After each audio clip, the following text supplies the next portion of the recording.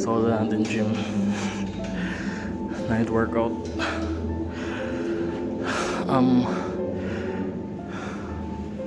You can leave a comment sa mga videos natin kahit sa short form or dito sa YouTube. It means a lot, no? Magandang may mga maiwan kayong comments, like para motivate din ako to create more videos. Also, para may mapagkwentuhan din, or you can suggest topics or questions. So, yun. Yo.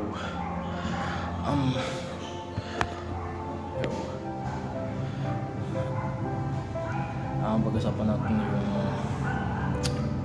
isang mindset. Siguro, ewan ko kung negative mindset ba, pero parang mas namomotivate ako kapag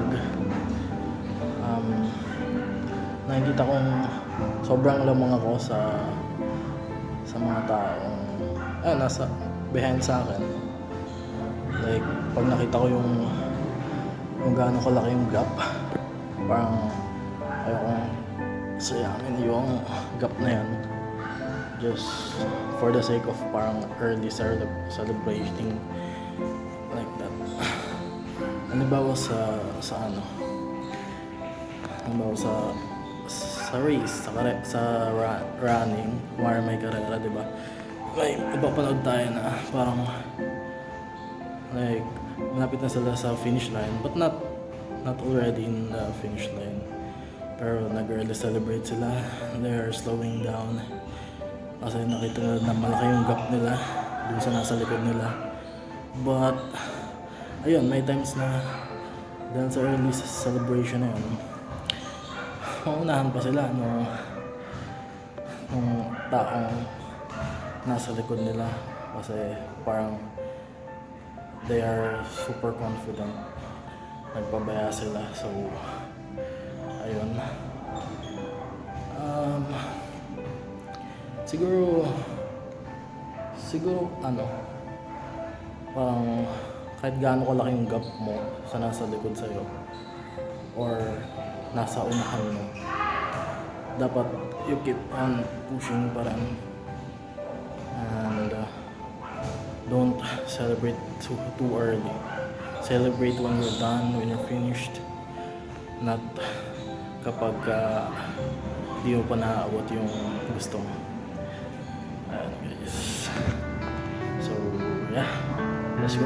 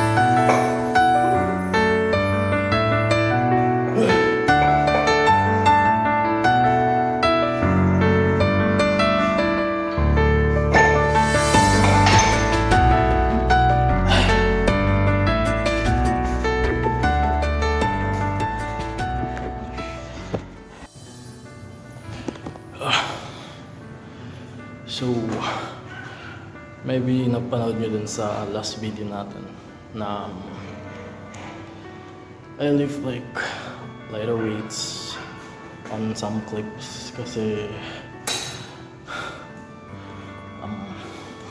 nag-deload ako to recover then kasi parang most of the time talaga I do max weight na kaya ko. Every workout, every set. Yan. So, kwento ko lang. Parang may nakasabay ako last time na ayun, habang diba lightweight yung buhat ko. Parang kasi siya yung katawan niya lean, tapos parang may moment na tumingin siya sa binubuhat ko, and like parang may yung face, yung expression niya is parang ano lang naman, nasa isip ko lang na parang ang laki-laki ko, tapos ang ganong binubuhat ko, parang gano'n. So yun, ano lang, another good mindset siguro na magandang matutunan natin is, ako kasi parang pag pumunta ako dito sa gym, I don't care kung sino yung tao, kung ano yung iisipin nila, and kung titingin ba sila, gano'n. Kasi ano lahat naman ang pupunta sa gym, may kanya-kanya tayong goal diba?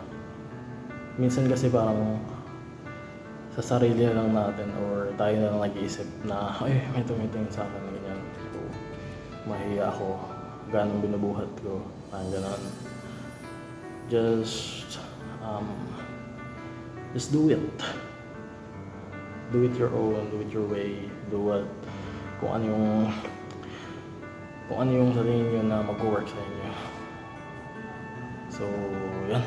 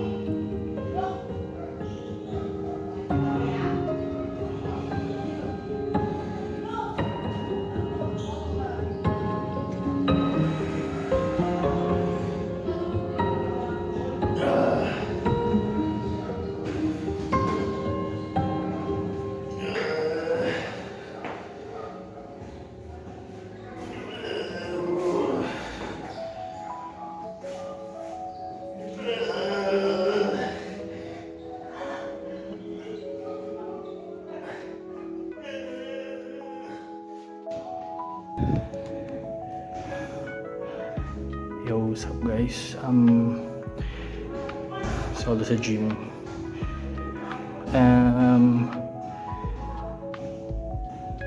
This is gonna be the last, the last push-pull PPL workout since nauuso diba yung upper lower, so I'm gonna try doing upper lower sa mga next videos,